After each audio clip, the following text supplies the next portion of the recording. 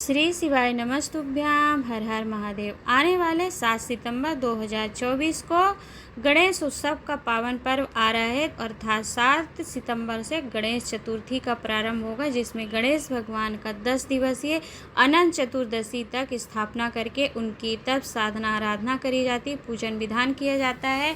तो आपको बताएंगे कि गणेश उत्सव के समय पर आपको कैसी गणेश चतुर्थी के दिन प्रतिमा या मूर्ति लाकर घर में स्थापना करते हैं आप तो करना चाहिए। साथ में आपको जिस दिन प्रवेश करेंगे आप अपने घर पर गणपति जी को लाएंगे, उस दिन रिद्धि सिद्धि आपके घर में सदा के लिए विराजमान रहे, उसके लिए आपको अपने द्वार पर और घर के अंदर क्या नियम करना चाहिए, किस विधान को करना चाहिए जिससे रिद्धि सिद्धि आपके घर में बनी रहे। साथ में ही गणेश विसर्जन को लेकर के आपको कुछ नियम बताएंगे, क्योंकि बहुत सारे लोग गलतियां करते हैं जिसका पूर्ण फल नहीं मिलता। आप 10 दिन आप पूरी मेहनत से तपस्या करते हैं, आराधना पूजन करते हैं और आपको शुभ फलों की प्राप्ति नहीं होती, तो यह कष्टप्रद होता है। तो ऐसी गलतियां नहीं हो, इसके लिए आपको संपूर्ण वीडियो यह देखना चाहिए। तो वीडियो में अंत तक जरूर सुनिएगा, देखिएगा। यदि चैनल पर पहली बार आए हैं तो चैनल सब्सक्राइब कर लीजिएगा, क्योंकि ऐसी उपयोगी एवं ज्ञानवर्धक बातें हम आप तक पहुंचाते रहेंगे। साथ में ही यदि आपको वीडियो लाभप्रद रहती है, उपयोगी लगती है, तो अपने प्रियजनों के साथ वीडियो को लाइक करके शेयर जरूर कीजिएगा। तो आइए जान लेते हैं गणेश चतुर्थी पर हमें गणेश भगवान की कैसी मूर्ति एवं प्रतिमा की स्थापना करना चाहिए। तो देखिए, गणेश चतुर्थी का जो 10 दिवसीय उत्सव होता है, तो गणेश भगवान की बैठी हुई प्रतिमा को ही लेकर आ पाइएगा। मूर्ति आप जब मार्केट में लेने जाएंगे या प्रतिमा फोटो ला रहे हैं तो आप देख लीजिएगा कि गणेश भगवान बैठे हुए हों, खड़ी हुई अवस्था की मूर्ति नहीं लाइएगा, क्योंकि खड़ी हुई अवस्था की जो मूर्ति होती है वह हमें शुभ फलों को प्रदान नहीं करती है। क्योंकि गणेश भगवान अगर बैठे रहते हैं तो सुख समृद्धि प्रदान करते हैं, और यदि गणेश भगवान खड़े हुई अवस्था में होते हैं तो वो जब कभी भी खड़े होते हैं तो किसी का संहार करने के लिए देवता खड़े होते हैं गणेश भगवान, तो यह शुभ फल प्रदान करती है। इसलिए आपको वीडियो में मूर्ति स्वरूप गणपति जी दिख रहे हैं, ऐसे ही गणपति जी की आप मूर्ति ला करके स्थापना करेंगे। अगला नियम आप ध्यान रखेंगे कि गणेश भगवान की मूर्ति की स्थापना करने के लिए जब आप लाएंगे तो जनेऊ स्वरूप में आप देख लीजिएगा कि उनके गले में जनेऊ सर्प के रूप में पड़ा हो, अर्थात सर्प जो पड़ा होगा वो जनेऊ स्वरूप गणेश भगवान अपने कंधे पर धारण करते हैं, या कमर पर, जैसा कि आपको मूर्ति में दिख रहा है कि सर्प पड़ा है उनके कमर में। तो ऐसी जो मूर्ति होती है या प्रतिमा होती है वह हमें शुभ फलों की प्राप्ति कराती है, क्योंकि यदि कमर में कंधे पे सर्प डला होता है गणपति जी के तो जनेऊ स्वरूप में, तो ऐसी जो गणेश भगवान की प्रतिमा मूर्ति होती है वह ऐसे गणेश भगवान संपदा देने में हटते ही नहीं है पीछे, वह आपको इतना धन संपदा प्रदान करते हैं यदि कंधे पर या कमर पर सर्प की जनेऊ होती है। तो ध्यान रखेंगे कि आप ऐसे गणपति जी को विराजमान करें घर पर जिनके गले में या फिर कमर में सर्प आकृति की सर्प रूप जनेऊ पड़ा हो। साथ ही यदि आप मार्केट से आप गणेश प्रतिमा स्थापना मूर्ति के लिए लेके आते हैं तो आप ध्यान दीजिएगा कि यदि आपको सीधी सूंड के गणेश जी मिल जाते हैं तो ऐसी ही मूर्ति या प्रतिमा आप लाने का प्रयास करिएगा। वैसे ऐसी मूर्तियां या ऐसी प्रतिमाएं बहुत कम मिलती है जिसमें गणेश भगवान के जैसा आप अभी देख रहे हैं वीडियो में कि गणेश भगवान का जो सूंड है उनके सीधे हाथ की तरफ अर्थात राइट हाथ की तरफ मुड़ी हुई है, तो ऐसे गणपति को उल्टी सूंड का गणेश जी कहते हैं। उल्टी कैसे? क्योंकि गणपति जी का राइट भाग और आपका लेफ्ट भाग कहलाएगा, इसलिए वो उल्टी कहलाएगी हमारी तरफ से। परंतु आप देख लीजिएगा कि गणेश भगवान का राइट की तरफ अगर हाथ की तरफ उनकी जो सूंड मुड़ी हुई हो वैसी प्रतिमा आपको मिल जाए या मूर्ति आप स्थापना कर रहे हैं मिल जाए तो उसे लाइएगा, क्योंकि वह सर्वश्रेष्ठ होती है और ऐसे गणपति जी शीघ्र प्रसन्न होते हैं। यदि आप जप करते हैं, तप करते हैं, साधना करते हैं तो ऐसे जो गणपति होते हैं सीधी सूंड के गणेश जी अर्थात उनकी सीधी सूंड की तरफ मुड़ा हो, इस बात को आप कंसेप्ट समझ लीजिएगा, कंफ्यूज नहीं हुईगा। उल्टी सूंड का गणेश जी नाम इसलिए दिया गया है क्योंकि हमारी तरफ से हम अपना लेफ्ट होगा और गणपति जी का राइट होगा, तो इसलिए हम उल्टी सूंड कह देते हैं। हमारे सीधे हाथ की तरफ मुड़ी होती तो हम सीधी सूंड का गणेश जी कहते हैं। तो इस पर कन्फ्यूज नहीं होइएगा। मार्केट में आपको ध्यान रखना है कि भगवान गणपति जी के राइट हैंड की तरफ जो सूंड मुड़ी हुई हो वो उल्टी सूंड के गणेश जी हैं। ऐसी ही प्रतिमा को आप विराजमान करेंगे मूर्ति ला करके। अब आपको ध्यान रखना है, मैंने बता दिया कि गणेश भगवान की खड़ी हुई प्रतिमा या मूर्ति नहीं लगाई जाती है। स्थापना करते हैं आप तो इस बात का ध्यान रखेंगे। साथ में ही आप क्या करेंगे कि गणेश भगवान की कुछ अपमानजनक मूर्तियां होती हैं, जैसे कि वो मोटरसाइकिल चला रहे हैं या ढोल बजा रहे हैं या नृत्य कर रहे हैं ढोल बजाते हुए, अर्थात कि गणेश भगवान की खड़ी प्रतिमा हो गई। भगवान उसमें खड़े होकर नृत्य कर रहे हैं, ढोल बजा रहे हैं तो खड़े हुए हैं, और यदि बाइक चला रहे हैं, मोटरसाइकिल चला रहे हैं तो उसमें खड़े हुए हैं। तो ऐसी प्रतिमा जो अपमानजनक होती है, भगवान का अपमान होता है, और ऐसी प्रतिमाओं को लगा करके ये स्थापना करने से हमें दोष के भागी होते हैं और हमें कुछ पुण्यफल की प्राप्ति नहीं होती। तो आप यह चीज़ें ध्यान स्मरण करते हुए ही श्री गणपति भगवान को अपने घर में स्थापना करेंगे तो आपको निश्चित ही रिद्धि सिद्धि की प्राप्ति होगी। चलिए जान लेते हैं कि गणेश भगवान का जब आप घर में प्रवेश करेंगे मूर्ति लेकर के तो आपको किस नियम से प्रवेश करना है, जिसे आप ध्यानपूर्वक सुनिएगा।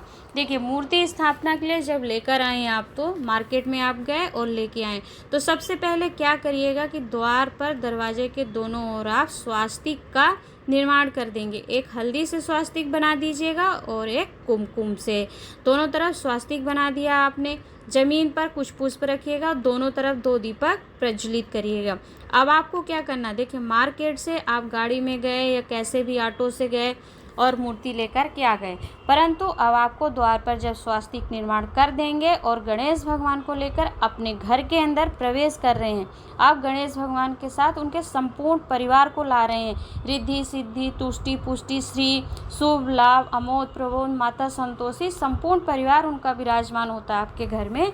तो आपको क्या करना है कि आपने जो स्वास्तिक बनाया, यदि ज़मीन पर आपने बनाया है तो दोनों स्वास्तिक के ऊपर 2 लंबी बाती के घी के दीपक प्रज्वलित कर दीजिएगा। लंबी बाती का दीपक इसलिए क्योंकि यह धन संपदा को बढ़ाता है, हमारे वंश की वृद्धि करता है। तो लंबी बाती का दीपक आप द्वार पर जला करके दोनों स्वास्तिक के ऊपर रख दीजिएगा। दोनों दरवाजे की ओर आपने स्वास्तिक बनाया है तो, या फिर आपने दीवार में बनाया है तो उसका पूजन कर दीजिएगा और दीपक को नीचे आसन दे करके द्वार पर रख दीजिए। और गणेश भगवान की प्रतिमा को जब लेकर आप अपने घर के अंदर प्रवेश करेंगे तो बहुत ध्यान दीजिएगा। जी हाँ, बहुत ध्यान देना है आपको कि गणेश भगवान की प्रतिमा को क्या करते हैं कि जैसे हमारा मुंह हमारे घर के अंदर होता है, वैसे ही हम अपने पीठ अपने तरफ करके गणेश भगवान का मुंह अपने घर की तरफ करके लेके प्रवेश करते हैं। लेकिन आपको ऐसा नहीं करना, ये मेरी मनगढ़ंत बात नहीं है, शास्त्र प्रमाणित बातें हैं और पूज्य गुरुदेव द्वारा वर्णित की गई है श्री गणेश चरित्र शिव महापुराण कथा में, वही आपके समक्ष में रख रही हूँ। तो देखिए क्या करेंगे, जब घर के अंदर आप प्रवेश कर रहे हैं प्रतिमा लेकर के, तो आपको क्या करना है, गणेश भगवान का मुख आपको अपनी ओर कर लेना है। मतलब कि जैसे आप शीशा देखते हैं और उसमें आपको मुख दिखता है, तो भगवान गणेश जी की जो प्रतिमा है या मूर्ति जो भी लेके आ रहे हैं आप, उनको आपको अपने मुख की तरफ कर लेना है। अर्थात गणेश भगवान आपके शरीर को देखें, आपके चेहरे को देखें, उनकी दृष्टि आपके ऊपर पड़े, क्योंकि भगवान गणेश जी के सम्मुख में जो होता है धर्म का निवास होता है और उनकी पीठ में अधर्म का निवास होता है। और पीठ की तरफ गणेश जी के क्या है, दुख और दरिद्रता का निवास है, क्योंकि 33 कोटि देवी देवता जो होते हैं उनके पीठ में जो होता है अधर्म का निवास होता है और सम्मुख में अर्थात उनके सामने जो होता है धर्म होता है। तो गणपति जी के इतने मतलब फल देने वाले, रिद्धि सिद्धि तुष्टि पुष्टि सभी को प्रदान करने प्रथम पूज्य हैं, गणाधीश हैं, तो उनके पीठ में कुछ भी निवास नहीं करते थे। ऐसी चीज़ें अधर्म निवास नहीं करता है भगवान गणेश जी के। लेकिन क्या हुआ था कि लक्ष्मी माता की बड़ी बहन दरिद्रता देवी ने वर मांगा था भगवान नारायण से कि आप मुझे वर दीजिए कि गणेश भगवान के पीठ में अधर्म का निवास नहीं है, धर्म का निवास है, तो मैं उनकी पीठ में मेरा निवास स्थान हो, तब भगवान नारायण ने लक्ष्मी माता के कहने पर वर दिया था दरिद्रता देवी को, तो उनके पीठ में दुख और दरिद्रता निवास करती गणेश भगवान के।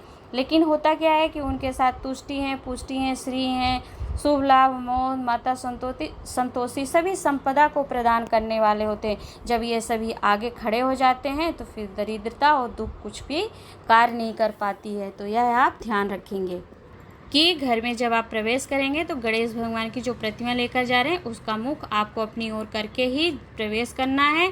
और जब आप विसर्जन करने जाइएगा तो लोग क्या करते हैं, पीठ को अपनी ओर कर लेते हैं और मुंह पानी की ओर कर लेते हैं। तो ऐसा आपको वहाँ पर भी ध्यान देना है कि आपको जब आप अपने घर से लेके जाएंगे तो गणेश भगवान गणपति जी का मुख आपको अपनी ओर ही करके जाना है। अब द्वार से आप अंदर प्रवेश करेंगे तो कई लोग क्या होते हैं, तरीका होता है, नियम होता है किसी चीज़ का, ऐसे ही कोई सा भी रख देते। तो नहीं, आप जब गणेश जी को लेके अपनी तरफ मुख करेंगे और अपना राइट पैर, आपका जो सीधा पैर है, उसे सबसे पहले घर के अंदर रखेंगे प्रवेश करते समय, तब फिर आप अपना लेफ्ट पैर को बढ़ाएंगे। इस प्रकार आप प्रवेश करेंगे। और घर पर जब आप प्रवेश कर लें तो घर के अंदर आकर के आप जहाँ पर स्थापना कर रहे हैं, अगर दोनों तरफ दीवार है तो वहाँ पर छोटी सी एक कुमकुम की और एक हल्दी की आपको 2 बिंदी रख देना है। या बिंदी नहीं रखना चाहते तो दोनों दीवार की ओर एक हल्दी से, एक कुमकुम से स्वास्तिक का निर्माण उस स्थान पर भी करेंगे जहाँ पर गणपति जी की स्थापना और उन्हें विराजमान आप कर रहे हैं।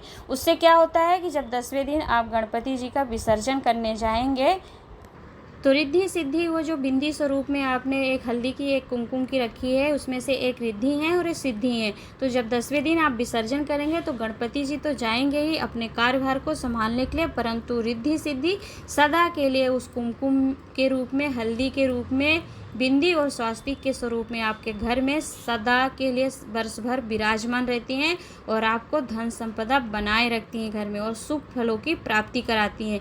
तो यह आपको ध्यान रखना है जब आप घर में प्रवेश करेंगे और जब प्रतिमा की स्थापना करेंगे। चलिए जान लेते हैं कि आपको विसर्जन करते हुए किन बातों का ध्यान करना है।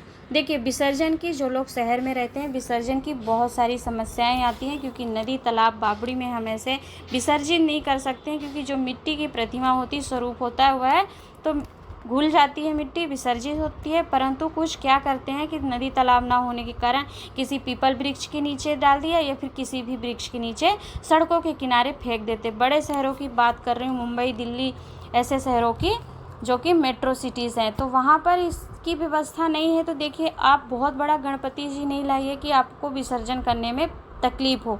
आप क्या कर सकते हैं, ऐसी अवस्था में छोटे से गणपति जी लाइए, मिट्टी के लाइए और उन्हें आप अपने घर पर भी विसर्जित कर सकते हैं। जल पर डाल दीजिए विसर्जन के, और जब वह मिट्टी रूप में घुल जाएंगे तो आप अपने घर के पास गमले में या फिर किसी वृक्ष के नीचे उस मिट्टी को डालते हैं, तो वह आपको शुभ फल प्रदान करती है और यह विसर्जन श्रेष्ठ माना जाता है और स्वीकार करते हैं ऐसे विसर्जन को भगवान। दूसरा विसर्जन का तरीका आप क्या धारण कर सकते हैं कि मान लीजिए आप कोई मूर्ति छोटी लेके आए, अब उस वह मिट्टी की नहीं है, नहीं घुलेगी, आप घर में भी विसर्जन करेंगे, तो आप क्या करेंगे कि कोई भी वृक्ष हो, जैसे सड़क के किनारे इधर उधर फेंकते हैं आप, तो ऐसे फेंक करके नहीं डाल करके आप क्या करेंगे, उस पेड़ के नीचे ही गड्ढा खोदिए, जितनी बड़ी मूर्ति उतना बड़ा गड्ढा खोदिए और उस मूर्ति को उस पर रखिए, प्रणाम करिए, प्रार्थना करिए, क्षमा याचना करिए और उसमें थोड़ा सा अपने हाथ से जल डाल करके एक कलश और फिर मिट्टी से उसे ढक दीजिए जमीन के अंदर। धीरे धीरे मिट्टी में विसर्जित हो जाते हैं मूर्तियाँ जो भी आप विसर्जन के लिए रखते हैं। तो यह विसर्जन आप दूसरा नियम धारण कर सकते हैं। यहाँ पर आपको बताना चाहूँगी, कुछ लोग प्रश्न करते हैं कि प्रतिमा है, भगवान का स्वरूप है, तो उसे मिट्टी में कैसे गाड़ें। तो देखिए, आप मिट्टी में नहीं गाड़ेंगे, नहीं विसर्जन करेंगे तो रोड के किनारे कहीं ना कहीं तो फेंक ही रहे हैं ना, उससे आपको कौन सा फल प्राप्त होगा और वह कौन सा शास्त्र सम्मत बातें हैं कि आपने रोड के किनारे कर दिया, कोई वहाँ से खा के जा रहा है, गुटखा पान खा के जा रहा, थूकते हुए जा रहा, आपने 10 दिन उनकी आराधना करी, पूजन किया और इतना मनाया और फिर जाकर के बाहर ऐसे ही गंदी जगह पर डाल दिया जहाँ पर उनका अपमान होता है भगवान का। क्योंकि भगवान तो हैं ही, आपने प्रतिमा स्वरूप में भले ही उनको विसर्जित कर दिया पर भगवान तो हैं, उन्हीं के नाम से थूक रहे हैं, कोई वहाँ पे डाल रहे हैं कुछ गलत, तो इसका दोष भी आपको प्राप्त होता है। मान लीजिए कि शहरों में बहुत ज़्यादा जिसको दिक्कत हो तो आप क्या कर सकते हैं, छोटी सी सुपारी की गणेश जी बनाकर स्थापना करिए, जिससे आपको विसर्जन में दिक्कत नहीं आएगी। अब छोटे से सुपारी का आप गणेशपति कैसे बनाएंगे, तो देखिए एक सुपारी ले लीजिए गोल, बड़ी सी जो सुपारी होती है उसे ले लीजिए। उस सुपारी को चारों तरफ से कलावा लपेट करके और क्या करेंगे आप कि उन्हें गणपति का स्वरूप मान करके 10 दिन के लिए स्थापना कर लीजिए और उनके स्वरूप को ही आप पूजन करिए। उनसे प्रार्थना करिए कि इस स्वरूप में आप विराजमान होइए, मैं इस स्वरूप में ही आपकी पूजन कर रही हूँ। और 10वें दिन अनंत चतुर्दशी के बाद जब आप विसर्जन करें तो उस सुपारी को आप घर के गमले में विसर्जित कर दें, दबा दें, तो वह पूजन और यह प्रतिमा स्थापना और विसर्जन भी आपका शास्त्र सम्मत प्रमाणित है और भगवान उसे स्वीकार करते हैं। तो यह संपूर्ण बातें आपको विसर्जन से लेकर के स्थापना और उनको कैसे विसर्जित करना है, रिद्धि सिद्धि प्राप्ति के लिए कैसी मूर्ति की स्थापना करनी है, आपको घर में कौन से नियम लेने हैं, या पूरी जानकारी बताने का प्रयास किया है। अगर कुछ छूट गया है या फिर आपके मन में कुछ प्रश्न आ रहा है तो आप कमेंट बॉक्स में कमेंट करके पूछ सकते हैं। वीडियो को शेयर ज़रूर करिएगा जिससे और लोग भी इसका लाभ प्राप्त कर सके। आज के लिए इतना ही। गणपति बप्पा मोरया। हर हर महादेव।